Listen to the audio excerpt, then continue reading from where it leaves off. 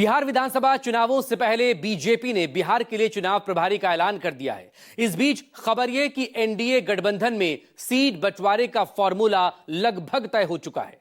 सूत्रों के मुताबिक बीजेपी और जेडीयू इस बार बराबर बराबर सीटों पर चुनाव लड़ेंगे। बिहार चुनाव को लेकर एनडीए और बीजेपी की तैयारियां तेज हो गई। संगठन में महत्वपूर्ण जिम्मेदारी निभा चुके धर्मेंद्र प्रधान को चुनाव प्रभारी बनाया गया। तो उत्तर प्रदेश में कई महत्वपूर्ण सांगठनिक पद की जिम्मेदारी निभा चुके केशव मौर्य और गुजरात विधानसभा में बीजेपी के जीत के हीरो सीआर पाटिल को सह प्रभारी बनाया गया। इस बीच एनडीए की सीट शेयरिंग का फॉर्मूला भी अब परवान चढ़ने लगा। पिछली बार जेडीयू ने 115 और बीजेपी ने 110 सीटों पर उम्मीदवार उतारे थे, लेकिन सूत्रों के मुताबिक इस बार बीजेपी और जेडीयू 100-100 सीटों पर चुनाव लड़ेंगे। यानी बड़े छोटे भाई का मामला खत्म हो गया है और अब दोनों जुड़वा भाई के फॉर्मूले पर आ गए।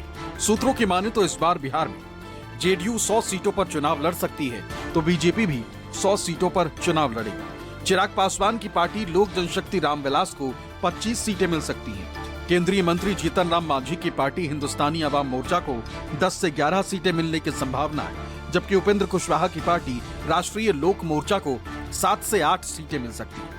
हालांकि इन आंकड़ों में मामूली फेरबदल संभव है, लेकिन बड़ा बदलाव मुश्किल माना जा रहा है। यानी गठबंधन के दोनों बड़े दल जेडीयू और बीजेपी मोटे तौर पर सहमत हैं। एनडीए की सीट शेयरिंग में कभी कोई असमंजस नहीं रहा है। इस बार भी समय पर होगा, सबको सम्मानजनक हिस्सेदारी मिलेगी। दूसरी तरफ विपक्ष के लिए ये अग्नि परीक्षा है।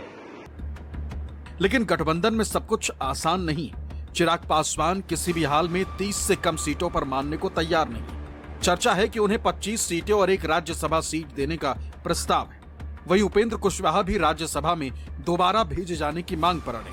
कम से कम चिराग की पार्टी के तेवर अब भी यही इशारा कर रहे हैं। 2015 में हम लोग कितने सीटों पर लड़े थे और 2020 में हम लोग अकेले कितनों सीटों पर लड़े थे। तो 2015 में जब हम लोग उतने जितने सीटों पर लड़े, तो कहीं न कहीं उसी के आसपास सम्मानजनक सीटें मिलनी चाहिए।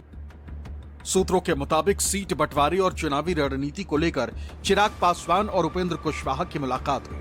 कहा जा रहा है कि ये बैठक बीजेपी नेतृत्व के इशारे पर हुई, ताकि उन सीटों की पहचान हो सके जहां दोनों दलों का कॉमन इंटरेस्ट है। करीब 1 घंटे चली बैठक में सीटों के अलावा बिहार की मौजूदा राजनीतिक हालात और वोटों के ध्रुवीकरण पर भी चर्चा हुई।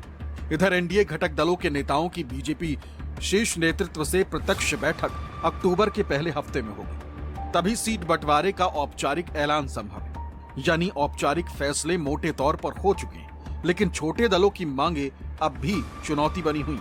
अब सबकी निगाहें अक्टूबर में होने वाली औपचारिक घोषणा पर है, जब बीजेपी और जेडीयू इस गणित को अंतिम रूप देंगे और चुनावी रणभूमि में उतरेंगे। कुमार गौरव, दिल्ली, न्यूज़ 24।